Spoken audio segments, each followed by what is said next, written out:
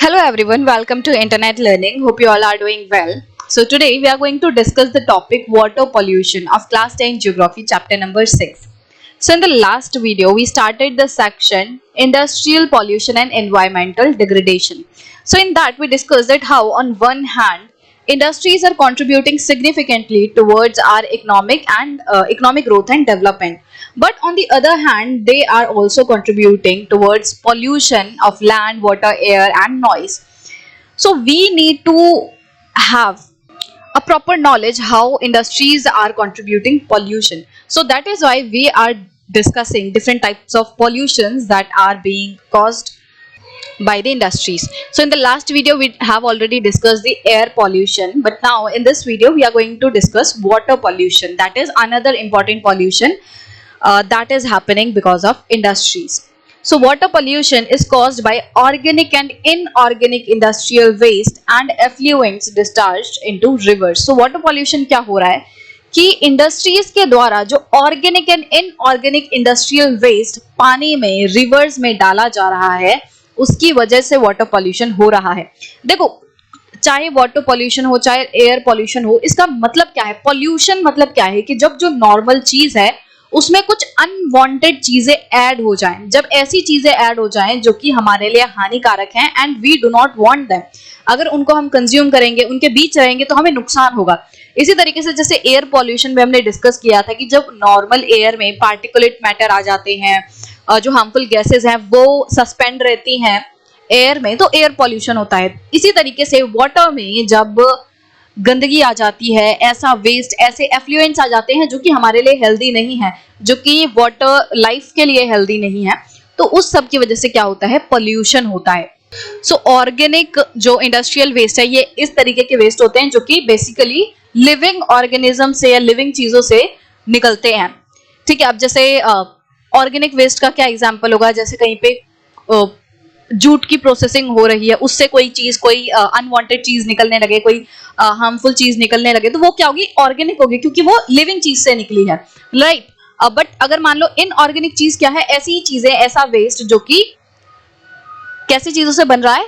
Non living things से निकल के आ रहा है। जैसे मेटल, अब मेटल की जब प्रोसेसिंग होगी और उससे जो वेस्ट वगैरह निकलेगा तो वो क्या होगा? इनऑर्गेनिक इंडस्ट्रियल वेस्ट होगा। तो आई होप कि आपको क्लियर होगा कि ये organic and inorganic industrial waste क्या है। तो वाटर पोल्यूशन कैसे हो रहा है कि जब इंडस्ट्रीज से, अलग अलग इंडस्ट्रीज से जो ऑर्गेनिक एंड इनऑर्गेनिक वेस्ट निकल रहा है, इंडस्ट्रियल वेस्ट निकल रहा है, एंड एफ्लुएंट्स, एफ्लुएंट्स मतलब यहाँ पे जो एफ्लुएंट्स है इसका मतलब ऐसे समृद्ध होता है। तो आप वैसे इसको ऐसे समझ सकते हो कि जब ये जो सारा वेस्ट है बहुत ज्यादा मात्रा में रिवर्स वगैरह में डिस्चार्ज किया जाता है तो उसकी वजह से पॉल्यूशन होता है। बट एक और शब्द होता है एफ्लुएंट्स जो कि ई से शुरू होता है, बाकी स्पेलिंग सेम है, EFFLUENT।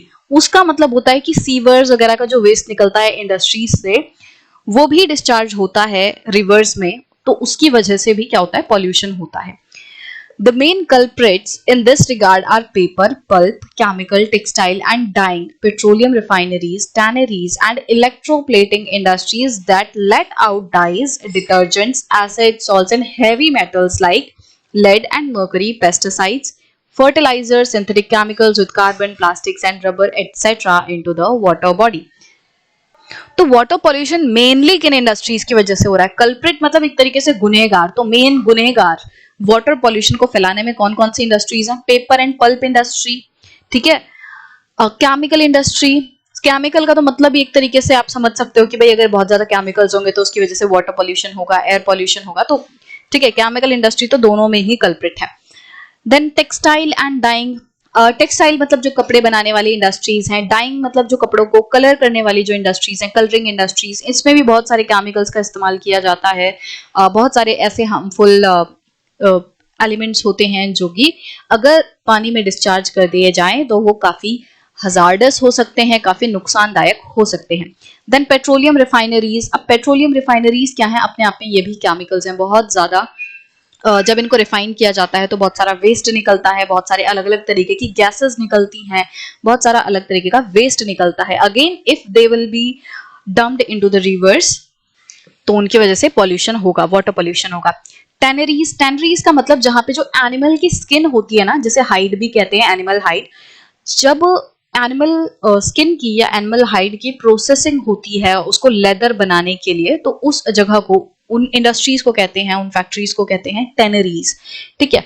Electroplating industries, electroplating industries ऐसी इंडस्ट्रीज होती हैं जिसमें एक तरीके से जो मटेरियल रहता है, जो मान लो कोई सब्सटेंस वगैरह है, उसके ऊपर जब इलेक्ट्रोप्लेटिंग की जाती है, मतलब कि एक तरीके से पूरा एक प्रोसेस होता है जिसमें इलेक्ट्रोलाइटिक डिपोजिशन किया जाता है, मतलब कि एक जो मेटल रहता है उसके ऊपर दूसरे मेटल की, दूसरे चीज की कोटिंग कराई जाती है। इस कोटिंग की वजह से क्या होता है, जो मेटल है, जो चीज है, वो और ज्यादा सेफ हो जाती है, कोरोजन से बच जाती है, उस पर जंग नहीं लगता। तो मतलब कि जो डेकोरेटिव आइटम्स रहते हैं उनको और ज्यादा स्मूथ, शाइनी, ये सारी चीजें बनाने के लिए इलेक्ट्रोप्लेटिंग इंडस्ट्री काम करती है। ठीक है। तो ये सारी इंडस्ट्रीज क्या कर रही हैं, जब इनकी वजह से डाइज, मतलब कलर्स वगैरह, डिटर्जेंट्स, एसिड, जब ये सारी चीजें इन इंडस्ट्रीज के थ्रू पानी में डाली जाती हैं तो क्या होता है, पॉल्यूशन होता है। तो क्या क्या चीजें हैं जो कि ये इंडस्ट्रीज पानी में डालती हैं, डाइज, मतलब अगेन जो कलर वगैरह रहते हैं, डिटर्जेंट्स हो गए, जो वॉशिंग पाउडर जैसे आप यूज करते हो, वो किससे बनता है, डिटर्जेंट से बनता है। तो जो इस तरीके की जो चीजें हैं जब पानी में डलती हैं, एसिड्स, सॉल्ट्स, हैवी मेटल्स जैसे कि लेड एंड मर्करी हो गया, पेस्टिसाइड्स हो गए, फर्टिलाइजर्स, सिंथेटिक केमिकल्स, ठीक है, कार्बन, प्लास्टिक्स, रबर एक्सेट्रा। तो जब ये सारी चीजें, इनमें तो आई होप कि कोई ज्यादा कंफ्यूजन नहीं है कि कार्बन, प्लास्टिक, रबर, ये सारी चीजें क्या है। तो जब ये सारी चीजें पानी में डाली जाती हैं तो ये ऐसी चीजें नहीं है जिसे हम खा सकते हैं और ये हमारे लिए हेल्दी होंगी, नहीं है ये चीजें हेल्दी। जब ये पानी में जाएंगी तो पानी क्या होगा, पॉल्यूटेड होगा। पानी में रहने वाले जो छोटे छोटे माइक्रो ऑर्गेनिजम्स है, पानी में रहने वाले जो दूसरे ऑर्गेनिज्म, मछलियां हैं, ठीक है, बाकी जो चीजें हैं, प्लांट्स जो रहते हैं पानी के अंदर, उन सब को नुकसान होता है इन पॉल्यूटिंग एजेंट्स की वजह से। जो चीजें हैं जब पानी में जाती हैं तो वाटर लाइफ बहुत ज्यादा खराब होती है। Fly ash, phosphogypsum and iron steel slag are the major solid waste in India. अगर हम बात करें इंडिया में मेजर सॉलिड वेस्ट क्या है, सॉलिड मतलब कि, मतलब जो एक तरीके से एक लिक्विड होता है, जो तरल पदार्थ होता है, सॉलिड मतलब जो ठोस पदार्थ रहता है। तो जब, मतलब अगर हम इंडिया में बात करें तो कौन से ऐसे मेजर सॉलिड वेस्ट हैं जो कि वाटर पोल्यूशन कंट्रीब्यूट करते हैं, तो फ्लाई ऐश, फ्लाई ऐश क्या होता है, एक तरीके से ऐश मतलब क्या है, राख। तो जब कार्बन को जलाया जाता है तो उसमें कुछ ऐसी चीजें रह जाती हैं जो कि पूरे तरीके से नहीं जल पाती, और उसकी वजह से क्या होता है, ये फ्लाई ऐश बनती है। तो फ्लाई ऐश क्या होता है, जब वो पानी के ऊपर डिपोजिट होती है, पानी में मिलती है, तो पॉल्यूशन करती है। फॉस्फोजिप्सम, ये जब फर्टिलाइजर को बनाया जाता है तो उसमें से ये निकलता है। तो फर्टिलाइजिंग, जो फर्टिलाइजर इंडस्ट्रीज हैं उनमें से आप समझ सकते हो कि फॉस्फोजिप्सम निकलता है। Then iron and steel slag, slag क्या होता है, जो रॉक होती है ना, आपको पता होगा कि जो आयरन है वो आयरन ओर से बनती है।